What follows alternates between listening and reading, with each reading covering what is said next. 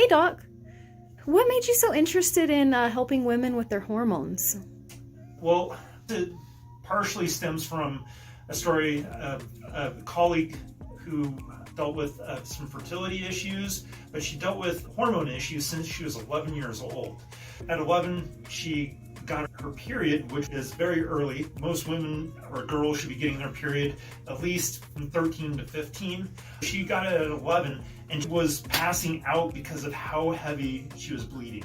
They did a lot of different tests. They couldn't figure out why she was having these heavy periods and was becoming anemic. She even had a colonoscopy before she was 13. She had been through a lot by the time she even got to 13. At 13, they're like, we don't know what to do with you, but your cycles are really heavy and they're irregular as well. So they put her on birth control at 13. She was concerned about that because she didn't want her friends and other people to think that she was being promiscuous and all that. She was self-conscious.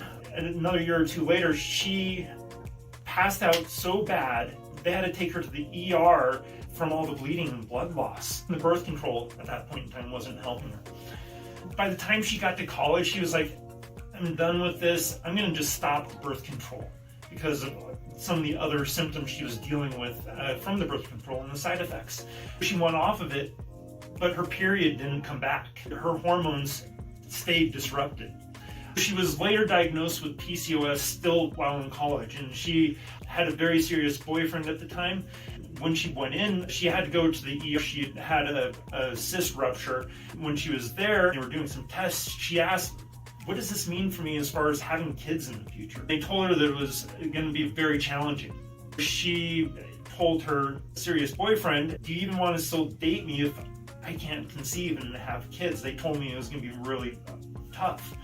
They persisted and they continued their relationship, but it was really hard for her. She'd been gaining weight along this journey as well. She was working out, she was doing shakes and doing different diets, and she was struggling with her hormones and not getting any answers. She went to nursing school, she became a nurse, and later became a nurse practitioner. But during this journey of being on the different hormones and challenges with conceiving, she found a doctor who started the Wellness Way, and she thought what they were doing with the natural side, since she was a nurse, was like voodoo. She was having so many challenges through the Western approach with the medications and everything that she was on.